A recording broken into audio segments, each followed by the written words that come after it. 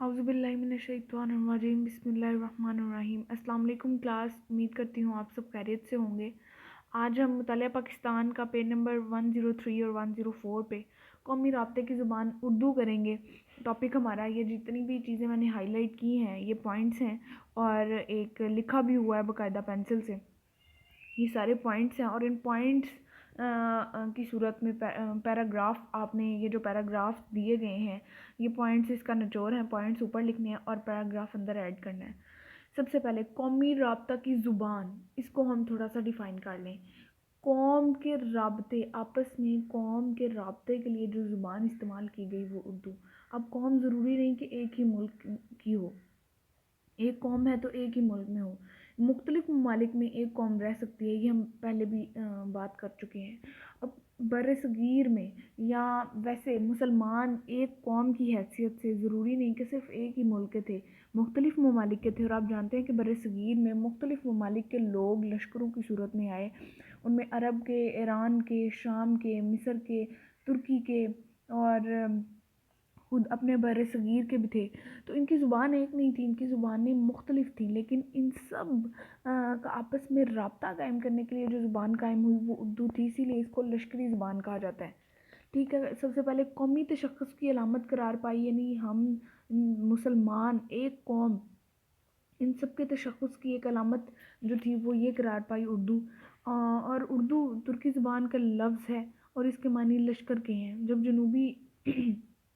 جنوبی ایشیا میں لوگ سارے کے سارے مختلف ممالک کے لوگ اکٹھے ہوئے تو پھر ان کو ضرورت تھی کہ وہ ایک ایسی زبان، ایسا رابطہ قائم کریں جس سے ایک دوسرے کو کچھ سمجھا سکیں، تو اردو کی صورت میں وہ رابطہ قائم ہوا، یعنی ایک مختلف زبانوں کا نچوڑ جو تھی اردو کی صورت میں ماخذ نکلا۔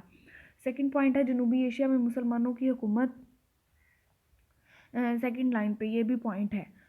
مسلمانوں کی حکومت کس طرح سے آئی؟ آپ جانتے ہیں 712 عیسوی میں محمد بن قاسم نے سب سے پہلے سندھ کو فتح کیا، ایک عرب کے باشندہ تھا وہ، تو اس طرح سے مسلمانوں کی آمد رفت جو تھی وہ بر صغیر میں شروع ہوئی، اور جب حکومت آ گئی پراپر تو پھر کیا ہوا کہ ایک مضبوط لشکر بنانے کے لیے مختلف علاقوں کے لوگ اس میں بھرتی کیے گئے، مختلف ملکوں کے لوگ، ان میں ایرانی بھی تھے، عراق کے بھی تھے، عرب کے بھی تھے، ترکی کے بھی تھے، ہندوستانی بھی تھے، اور مختلف علاقوں کے، یعنی بر صغیر کے مختلف علاقوں کے، جن میں پنجاب بھی آتا ہے، سندھ بھی آتا ہے، پٹھانی بھی آتے ہیں لوگ، بنگال کے بھی آتے ہیں، اور بلوچستان کے بھی لوگ، یعنی مختلف علاقوں کے مختلف قبائل کے لوگوں کو اس لشکر میں شامل کیا گیا۔ اب ان لوگوں کو کی زبانیں مختلف تھیں تو ان کو آپس میں ایک زبان کی ضرورت تھی جس سے وہ ایک دوسرے سے بات کر سکے، تو مختلف الفاظ کا نچوڑ جو تھی وہ ایک زبان نکلی، اردو زبان، جس کو لشکر سے وابستہ کیا گیا، یعنی وہ لشکر کے لوگ اس کو بولتے تھے،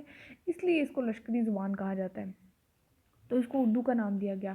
تھرڈ پوائنٹ ہے جی اردو مختلف ادوار میں یہ اس کے نام بدلتے رہے، کبھی ہندی، کبھی ہندوستانی اس کو کہا گیا، کبھی ریختہ کہا گیا، کبھی اردو معلیٰ کہا گیا۔ اب ان کے نام اس مختلف ادوار میں یہ مختلف نام کیوں رکھے گئے آگے جا کے ہم پڑھیں گے، تو مختلف ادوار میں اس کے نام بھی بدلتے گئے، جیسے جیسے سمجھ لیں کہ آن دا سین امیج بدلا، اسی طرح اس کا نام بھی بدل گیا۔ تو مختلف مراحل میں اس کے ناموں کا اس طرح سے ادبی جو ہم آہنگی تھی وہ برقرار رہی، اور پھر یوں بدلا کہ امیر خسرو ہندی یا ہندوئی کے قدیم شاعر گردانے جاتے ہیں، ریختہ کے دور میں مصحف وغیرہ، اردو معلیٰ کے دور میں مرزا غالب اور ذوق وغیرہ مشہور ہیں۔ تو اس طرح جب اس کے نام بدلے تو کردار ساتھ میں بدلے، تو پھر اس طرح سے اس کو جو ہے وہ مختلف ادوار میں مختلف ناموں کے ساتھ جانا جانے لگا۔ اس کے بعد پوائنٹ ہے جی اردو معلیٰ اس کو کیوں کہا جاتا ہے؟ 1647 میں آگرہ کی بجائے شاہ جہاں نے دلی کو اپنا دارالخلافہ بنایا، تو لشکری زبان بولنے والے اور دلی کی زبان بولنے والے ایک ہی بازار میں رہنے لگے، یعنی لشکری زبان اردو بولنے والے اور دلی کی زبان بولنے والے ایک ہی جگہ رہ رہے تھے، تو اس ایک جگہ دو لوگوں کے اکٹھے رہنے اور ان کی زبان بولنے کی وجہ سے اس کو اردو معلیٰ کا نام دے دیا گیا۔ اس کے بعد جب یہ گجرات اور دکن میں پہنچی تو دکنی اور گجراتی کہلائی، یعنی جہاں جہاں پہنچتی گئی اس جگہ کے نام سے اس کو مخاطب کیا جانے لگا۔ تو جدید بعد میں اس کو جب پذیرائی ملی اور اس میں ترقی ہوئی تو اس کو جدید ادبی درجہ حاصل ہو گیا۔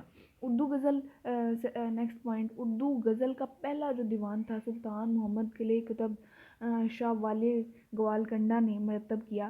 دکن ہی کے ولی دکنی کا شمار بھی اردو کے ابتدائی شعراء میں ہوتا ہے، یعنی اس کو اب اشعار کی صورت میں جب بر صغیر میں نافذ کیا گیا، غزلیات کا حصہ بنایا گیا، اور اس میں جب نثر شروع ہوئی، مختلف نامور شعراء باہر نکلے اور یہ اپنے منفرد نام کی وجہ سے پہچانی گئی۔ نیکسٹ ہے جی اردو نثر اور جنوبی ایشیا۔ اب نثر کا دور کیسے شروع ہوا کہ 19ویں صدی کے ابتدائی عشروں میں نظم کے ساتھ ساتھ اردو نثر کو بھی ترقی ملی۔ اسی دور میں ذوق بہادر شاہ ظفر، مرزا غالب جیسے عظیم مرتبہ جو شاعر تھے وہ پیدا ہوئے، اور مرزا غالب کی غزل کے ساتھ ساتھ ان کی نثر بھی اردو ادب کا قیمتی سرمایہ ہے، یعنی انہوں نے غزل کے ساتھ ساتھ نثر کا بھی آغاز کیا اور اردو سرمایہ میں اس نثر کا حصہ ڈالا۔ 1857 کی جنگ آزادی کے بعد جنوبی ایشیا میں سیاسی و معاشرتی حالات میں تبدیلیاں رونما ہوئیں۔ آپ جانتے ہیں 1857 کی جنگ آزادی کے بعد مسلمانوں کے لیے ایک نئے دور کا آغاز ہوا تھا، اپنی ثقافت کو، اپنی زبان کو، اپنی ہر چیز کو، اپنے ورثے کو بچانے کا ایک بہت کٹھن دور تھا، تو جس کے باعث تخلیقی اردو ادب نے ایک نیا پھر رخ اختیار کر لیا۔